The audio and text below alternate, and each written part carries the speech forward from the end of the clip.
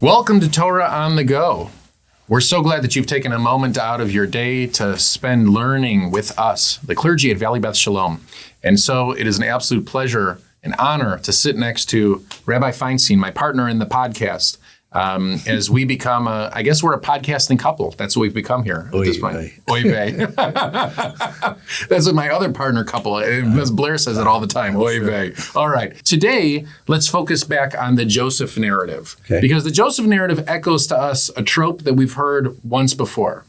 Joseph is not the first Jewish person to visit Egypt. Yeah. In the book of Genesis, in Sefer Bereshit, Abram and Sarah get to the land of Israel after this long trek, this Lech Lecha command takes them all the way from the old country to the land of Israel, to the land of Canaan.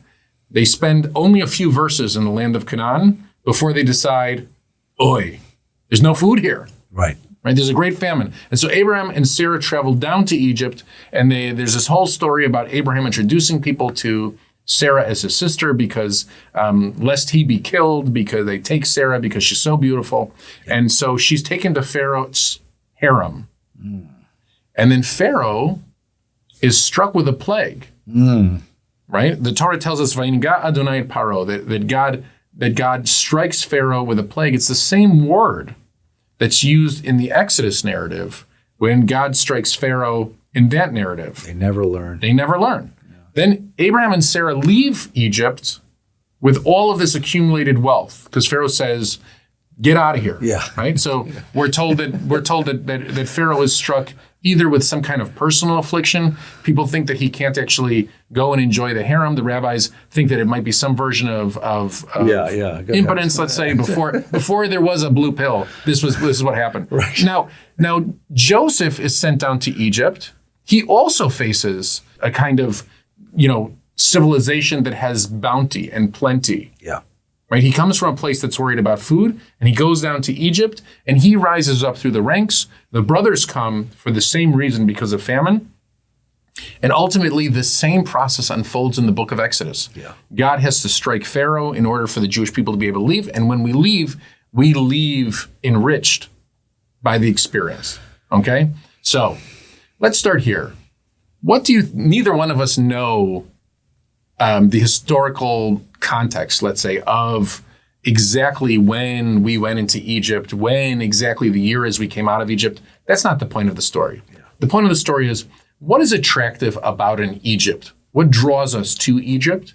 And why does it take such a strike against Pharaoh and the plagues, whether it be the Abraham narrative in Genesis or the Joseph narrative that leads into Exodus? Why does it take that to free us from Egypt? Yeah, that's a great question. So, I say geography is destiny. So we are the people of Canaan. We're the people of Eretz Yisrael, of Israel. There's two facts about Israel which are salient in this conversation. Number one, in the ancient world, in that part of the ancient world, there were two great classic civilizations. Right. Mesopotamia, in what's today Iraq, between the two rivers, to the north and east of us, and Egypt to the south and west. We live on the highway between the two. And because we live on the highway between the two, we are the heirs to the culture of both places. The Israelites had an opportunity to receive the cultural richness of both civilizations and to curate that and take out of those two incredible civilizations the best of those civilizations, and then to reshape it into our own civilization. So Abraham comes from Mesopotamia. Moses comes from Egypt. As you said, Abraham comes from Mesopotamia and goes down into Egypt. When it's time to find Isaac a wife, he goes back to Mesopotamia to find the wife. This transaction between the two great imperial centers and bringing it to Canaan, that's the mythic theme, that's the trope of these stories, indicates that we're fully aware that we live in this cultural milieu. The other salient geographic fact is that Israel has no rivers. Okay, every ancient civilization across the world is built on a river. right? The Danube in Europe, the Nile, the Amazon in South America. The Tigris, the Euphrates. Tigris, the Euphrates, the Mississippi, the Yangtze, the Volga, you name a river. For some reason, Israel has no, we have a river. It's called the Jordan River, which is like the LA River, like Gesund. Right. That's a river. I mean, it's like a pitiful, anyway. So the problem here is that because you have no river, you are dependent upon rainfall. Now, putting you in a position of being dependent upon rainfall has a decisive effect on Jewish consciousness because it puts us in a condition of always being dependent and vulnerable. And that's built into our culture, built into the Torah's culture. But what it means is that when drought comes, and drought comes all the time, you're going to run to the nearest river. And the nearest river is the Nile. And Egypt is a place where there always is food. And because there's always food, there's always civilization.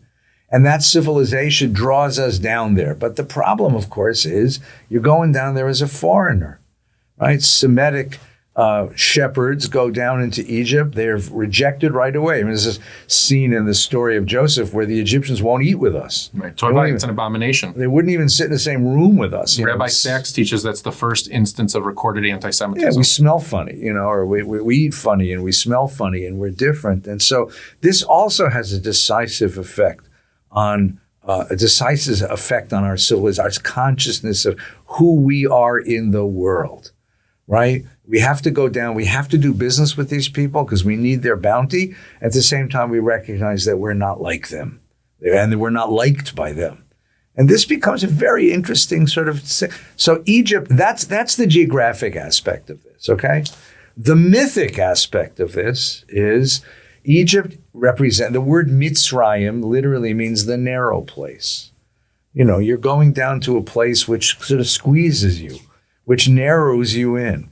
And that question is, how do you find sort of cultural breadth in both senses of the word, space and also oxygen in a place that narrows you down? And that's our experience going down to Egypt again and again. So I would take that even one step further and say that the truth of Egypt, in keeping with exactly the way that you've laid it out, the truth of Egypt is that Egypt repeats and presents itself to the Jewish people over and over and over again. Right. And that's what we say when we read about Egypt in the Passover Haggadah. So, right. So the high level civilization, the intellectual nature of Egypt, right, is always attractive to the Jewish people. Mm-hmm. And in fact, the leader of the Jewish people that's produced out of Egypt is an Egyptian educated Egyptian royal in Moses. Right. Right. So whether it be Egypt or whether it be Theodor Herzl being educated in a university in Germany. Right. All right. We enter into Egypt or the Egypt of each era as the Jewish people and say, we want to be educated in the best universities of this Egypt. We want to enjoy the bounty and the industry of this Egypt. And also we want to live in Goshen. Mm-hmm. Right. So the Jewish people have always had this tension of wanting to live in the best, presumably the highest level of the world, civilization and diaspora, and also keep our own culture and live on our own terms. Right, to be both integrated and distinct at the same time is the challenge, right? That's what the sociologists used to call the ambivalence of our identity. Right. Right. And so the Torah presents this two times to us, once in Breshit, once in Shemot. Mm-hmm. Neither time it doesn't end well either time. Right, okay? Exactly. And if we actually complete to the end of the Torah, we'll see lots of instances, whether we read the book of Esther, it never ends well. It actually never ends well for us in these diasporas, in the Egypt of its day. Mm-hmm. We can fast forward through history to England and Spain and Germany, and we can think about Turkey. We can think about all different versions of Egypt that is presented. Yeah. And so we're always attracted to Egypt. And the question is, just like you said, Mitzrayim, what is limiting about it? It's limiting our Jewish identity. It's limiting the Jew. We have to make a compromise here in order to enter the Egypt, right? And in that way, I always find Hasidic Judaism to be this kind of paradox, because they carry with themselves in Egypt that they'd like to be frozen in the sense that they dress like 18th century poles. What, you mean Moses didn't wear a kapot on his shtreimel? Moses did not wear a shtreimel. Moses did not wear a black Oh cloak. my God. And so if you want to freeze in any of these Egypts, I would say probably Eastern Europe Egypt is a horrible Egypt. I would rather we walk around in togas from Rome and choose the Roman Egypt if we're going to choose an Egypt. I'd imagine it's a lot more freeing and in Los Angeles better off. So why are we're attracted to Egypt, and in the name of Egypt, which you noted, Mitzrayim is the warning itself. Yeah. Don't go to the limiting place. Go to the place where you could be the best of yourself. Right. The most expansive version of yourself. So one of the facts about, I think that's salient also about Egypt, you think about what Egypt has left behind us, Egyptian civilization. It's all tombs. Those pyramids are tombs. Those sphinxes are images of pharaohs long, long gone. Egypt was a civilization devoted to death, obsessed with death, and with what happens after death, and how do you survive after death, the whole panoply. And the idea that you have in a civilization that is just obsessed with this idea of death, and we come out of that, and you see over and over again in Torah and in later Jewish tradition a rejection of that specifically. The most obvious rejection is at the end of his life when Moses is asked by his kids, like, "Nu, what's the truth of your life, old man?" He says to them, "Choose life, uvachartem b'chayim." Right? In the book of Leviticus, the priest is not permitted to bury dead, only his own family, and then he's disqualified from functioning as a priest. So there's a separation between sacred ritual and death ritual. And that over and over again, the Jewish tradition recognized death is real, of course, but it's not our obsession. Our obsession is life. Our obsession is living in this world. Yeah, there's a deep Jewish belief in an afterlife, but as the great philosopher Abraham Heschel once said, we take our worlds one at a time, right? So we're in this world. This is where we are, and we trust that God will care for us in the next world.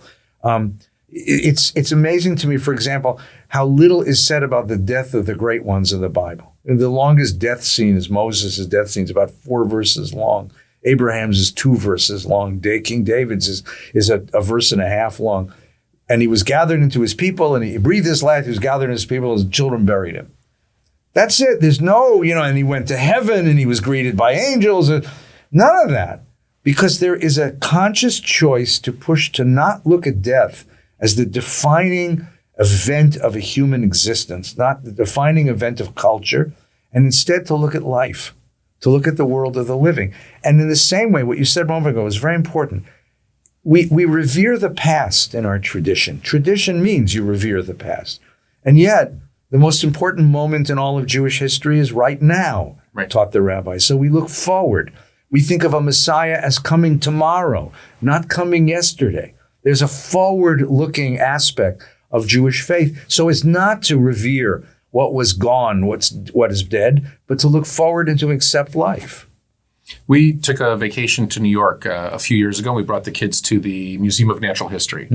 So we didn't meet Ben Stiller, and nothing came alive for us in the evening time, like Night at the Museum. But the kids were thrilled to be there because we'd all seen the movie. And it struck me, there's a section where you walk through dioramas of scenes from civilization. Right. And it's exactly what you're talking about in the sense that when you walk through antiquity, there are basically 2 scenes. There's Mesopotamia and there's Egypt. Right.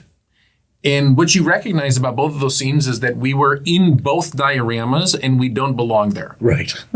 Right. We don't belong there. So there are scenes in the diorama where there are slaves walking around in the Egyptian one. There are scenes in the Mesopotamian where they're on rivers and they're traveling. And the Jewish narrative is so different than either of those narratives, and yet we definitely interacted with them. Right. We definitely interacted, and we borrowed from both civilizations ideas. It's clear we borrowed from both civilizations ideas. And in our construction of our own identity, we continue to borrow. We continue to borrow from civilizations all around us. The story of the Jewish people is the story of our own interaction with other peoples in an effort to constantly move forward and make the world a better place, make our own standing perhaps a little bit more secure and a little bit more confident in the way that we stand in the world ourselves, which has always been an issue, a challenge for us. So I was very fortunate when I was a student in seminary to be a student of Gerson Cohen. Mm-hmm. Gerson Cohen was the chancellor of the seminary. Before that, he was a professor of history and the librarian of the seminary. Extraordinary soul, extraordinary man. Spoke 12 languages, knew everything about everything. And the most wonderful thing, Gerson Cohen published an article once, which was one of the seminal articles in Jewish history called The Blessings of Assimilation. He said, look, we use the word assimilation as a dirty word because it means for us the disappearance of our distinct identity. He said, and that's true. That in that case, it is a pejorative. But really, we have had a special talent for curating other civilizations and bringing into our own the best of those civilizations. And the article goes on with 100 different examples of the ideas, the institutions, the forms, the languages that we brought into our civilization, into Jewish civilization, and how it enriched us.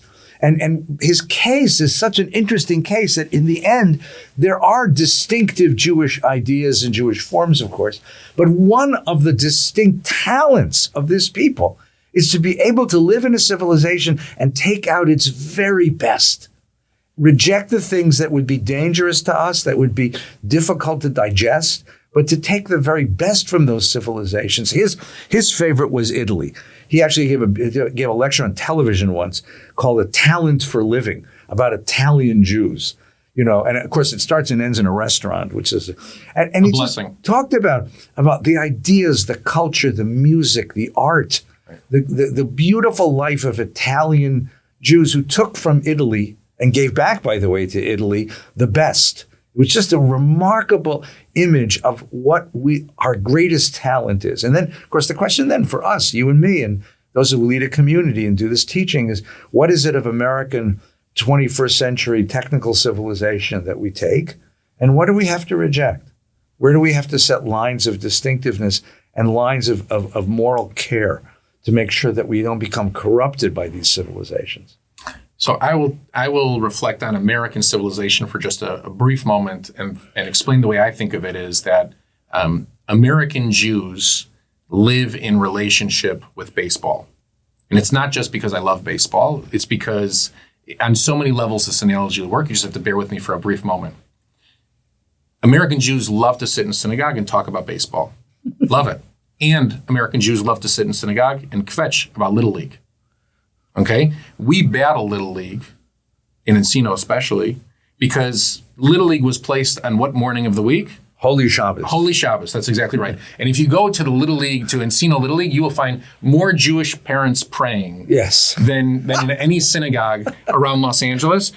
Dear God, please let my child get a hit, okay? Amen. Amen, that's exactly right, all right? We battle our relationship with baseball, which is the national pastime here. We are in relationship with it. We love it. When you go to Dodger Stadium and you sit up close, you see more familiar faces and families that we know from around Los Angeles. And yet, constant kvetching. Why people choose baseball over shul. Why people choose baseball over religious school. Why people choose baseball over... And you take Little League, and Little League is a metaphor, and baseball is a metaphor for everything that America has to offer. Mm-hmm. Everything. And that's why I think the seminal moment for American Judaism in the 20th century is not an image of a rabbi in a synagogue. It's an image of a Jew who had reached the highest level of baseball saying, I actually refuse to play on this day. Saint Sandy. Saint Sandy. That's exactly right. And the moment it belongs very much here to our community in Los Angeles. The most important moment for an American Jew was made wearing the colors of blue and white, a Dodger uniform, and admitting that their Jewish identity would actually take priority over their baseball identity. And in that moment, American Jews celebrated and rallied their Judaism, carried the Torah with pride to say, such a Jew would make a decision makes us all proud. And we talk about it. We talk about that moment incessantly. And what's funny is I don't know that Sandy Koufax knew that moment would be the moment that he's remembered for by his community for the rest of his life, right? I'm sure that he was hoping that people would remember the no-hitters, that people would remember, and he was a very handsome guy. He was a terrific. There's so many reasons you could lay accolades at his feet, right? And yet, it's this moment where he refused to go to work. Yeah. When you and I refuse to work, nobody celebrates that. When we refuse to go to work, maybe we refused on Yom Kippur. That's right. That's right. If we refused to go to work on Yom Kippur, the community would be furious. But they celebrated it, and I think that's emblematic of our American Jewish experience. American Jews live in relationship with baseball. That's a beautiful way to think of it. And of course, you know the postscript of the story. So Alston, who was the manager, put in Drysdale on 2 days rest. That's right. He gave up 4 runs in the first inning. And when Alston went out to the mound, Drysdale said, "Bet you wish I were Jewish too, huh, Skipper?" That's right. That's right. And even that story makes us proud. So we love the folklore, the legend of baseball, and just like. And I try to remind people of this. I was just in a Torah study where I tried to remind, there were blessings about Egypt. There were blessings about Mesopotamia. There were blessings about Spain. There were blessings about Germany. Jewish culture thrived in those places. Right. Jewish life thrived in those places, or we wouldn't have been there in the first place. Right. Nobody moved to those places to be enslaved and to be genocided. That wasn't the reason why we arrived. And so, we have to always live understanding that there is always a tension between the blessings of those places and the Jewish life that we want to foster. Yeah, and it's important to point that out because one of the other great essays of Jewish historiography is Salo Baron, the great Columbia University historian, wrote an essay called "The Lachrymose Theory of Jewish History." I had to look this word up. If you can translate that title into English. Lachrymose means tearful. Right. And he says, when we teach Jewish history, we teach about this expulsion, this oppression, this pogrom, this Holocaust. He said, those things happen. They punctuated Jewish history. But you've got to remember that you're talking about 3,800 years of history. In fact, there were generations and generations of generations who lived in Spain before the expulsion, who created an incredibly fruitful literary and artistic and religious culture. Same thing with Poland. Same thing with Iraq and Iran. Right. And that the persecutions didn't define these moments.